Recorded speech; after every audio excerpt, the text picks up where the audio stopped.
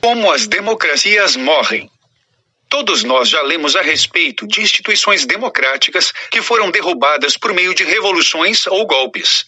Steven Levitsky e Daniel Ziblatt, eméritos professores da célebre Universidade de Harvard, destacam outra forma pela qual isso é possível, a partir de uma lenta erosão das instituições republicanas, por aqueles que foram democraticamente eleitos para preservá-las. Em Como as Democracias Morrem, nossos autores aplicam seus vastos conhecimentos sobre o colapso das instituições democráticas na Europa e América Latina, para oferecer aos leitores uma análise precisa sobre a erosão das normas democráticas nos Estados Unidos. Alianças fatídicas. Embora o sistema constitucional e legal dos Estados Unidos sob Trump ainda preserve a democracia, a erosão das normas é alarmante. Trump apresenta as mesmas tendências dos demagogos europeus e latino-americanos, que Levitsky e Ziblatt passaram a vida estudando. E o presidente está fazendo muito do que os demagogos em outros lugares têm feito para minar instituições democráticas. Até o momento em que a presente obra foi escrita, o Congresso, dominado pela maioria republicana, também adotou uma política muito parecida com o que aconteceu nos países em que líderes demagogos assumiram o poder. No início do livro, os autores descrevem como alianças fatídicas em muitas nações permitiram que aqueles que, na prática, são contrários aos valores democráticos transmitissem ao público a ideia de serem outsiders, isto é, totalmente diferente dos chamados políticos tradicionais. Todavia, para ganhar respeitabilidade, eles dependem desses mesmos políticos tradicionais para abrirem portas e aplicarem suas agendas.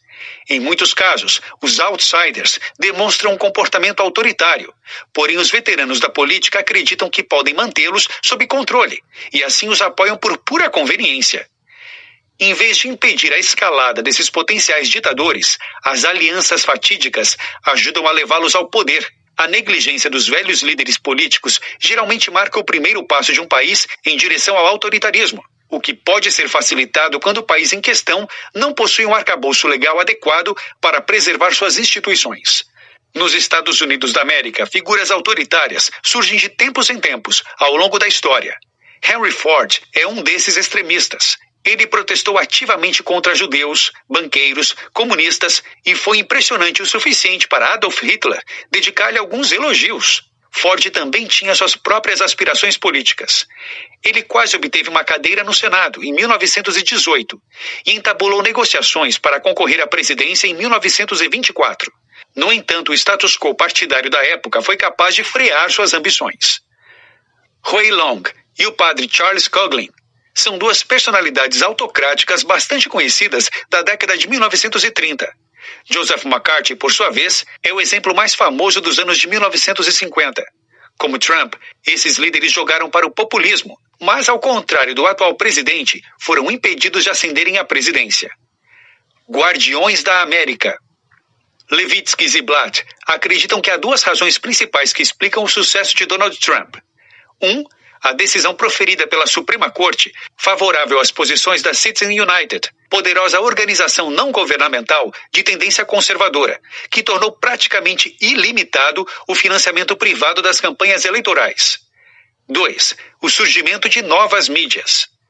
O segundo ponto inclui tanto a Fox News quanto a aparição de várias celebridades de direita, tanto no rádio quanto na TV, formando o que o jornalista David Frum chamou de complexo de entretenimento conservador, além das mídias sociais. Trump foi o beneficiário direto desses fenômenos. Apesar do movimento Never Trump, ou Trump Nunca, em tradução livre, e das advertências de alguns membros do próprio Partido Republicano, a opinião pública durante as eleições permaneceu favorável a Trump, devido em grande parte à contribuição de comentaristas como Sean Hannity e Ann Coulter, bem como ao cada vez mais importante portal de notícias Breitbart. Há 4 indicadores principais do comportamento autoritário que os nossos autores destacam. 1.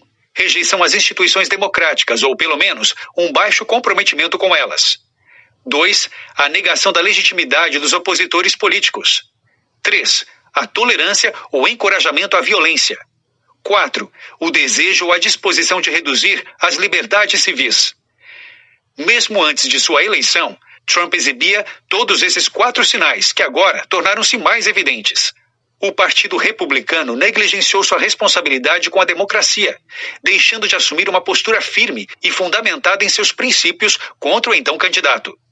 Em diversas ocasiões, por pura conveniência, o partido apoiava apesar de sua inaptidão para o cargo e o claro perigo para a ordem constitucional que muitos de seus membros afirmavam que Trump representava. Os políticos agiram assim por razões que são comuns em tais circunstâncias. Eles pensavam que poderiam controlá-lo. Falou-se muito que Trump seria diferente quando assumisse o cargo. Houve um conluio ideológico, enquanto na véspera das eleições, 78 republicanos apoiaram Hillary Clinton, apenas um deles tinha algum mandato político. A grande abdicação republicana. Assim que chegam ao poder, os demagogos começam a subverter o regime democrático. Isso é feito aos poucos, em pequenos passos. A despeito de não existir um padrão claramente definido, algumas etapas são bastante comuns. Uma delas consiste em capturar os árbitros. Equilíbrios e freios independentes são um empecilho ao acúmulo de poder, de modo que os líderes autoritários tentam trazê-los para o seu lado, a fim de esconder suas medidas de repressão sob uma imagem de respeito às leis. Assim, o demagogo atua de dentro do sistema, para neutralizar os controles independentes e eliminar as vozes contrárias. Algumas coisas são mais fáceis de realizar, como demitir funcionários públicos e não partidários, substituindo-os por seus próprios asseclas.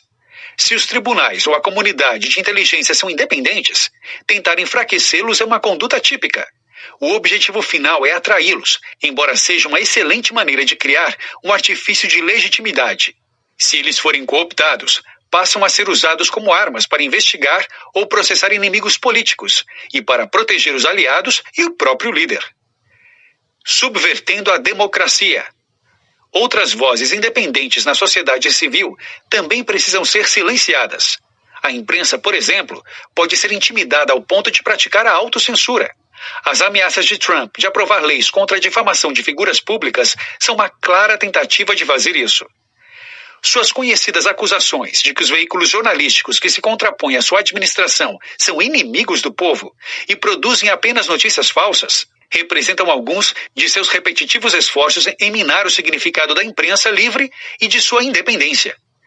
Outro curso típico de ação visa minar os líderes empresariais influentes e não alinhados, à medida que podem representar uma ameaça à sua perpetuação no poder.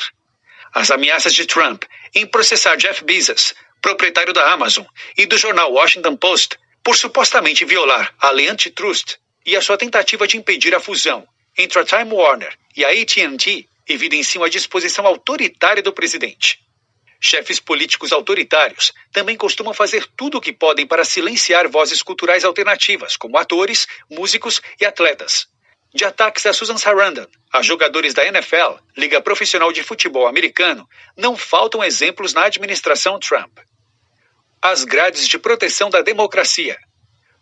O projeto de poder autoritário também almeja mudar as regras do jogo e até mesmo a própria Constituição. Alterações podem ocorrer nas mais diversas áreas. De modo geral, no entanto, os autocratas se beneficiam da exploração de crises para justificar suas escaladas ao poder. Em alguns casos famosos, como no incêndio provocado por Hitler ao hashtag Parlamento Alemão, ou nas alegações de ataques terroristas chechenos feitas por Putin, há sempre uma impressão mais ou menos generalizada de que as crises são provocadas, ou ao menos extremamente convenientes. Em ambos os casos citados, o poder autocrático pode ser ampliado à medida que as liberdades civis foram sacrificadas por motivos de segurança. Com muita frequência, os líderes conseguem consolidar o poder após essas crises, uma vez que suas popularidades aumentam. Como as regras do jogo são frequentemente reescritas em tempos de crise, a maioria das pessoas dificilmente percebe as manobras táticas cuidadosamente planejadas e ativadas. As regras não escritas da política norte-americana. Por mais que as garantias constitucionais sejam importantes, a Carta Magna sozinha não garantirá a sobrevivência do regime democrático. Nesse sentido, é fundamental o estabelecimento de fortes normas democráticas, incluindo a tolerância às diferenças partidárias. Isso significa que é preciso respeitar os opositores políticos, sem considerá-los como inimigos. Nas democracias modernas, isso implica não fazer pleno uso de alguns poderes que podem não ser explicitamente vetados pela Constituição, mas garantem a civilidade e o funcionamento de longo prazo do sistema político. A desintegração. Nossos autores descrevem a desintegração dessas normas em vários regimes, nos quais a democracia fracassou, e identificam o mesmo padrão presente na política norte-americana. Muitas coisas que não são explicitamente proibidas seguem sendo praticadas, ainda que o costume e a tradição ditem o contrário.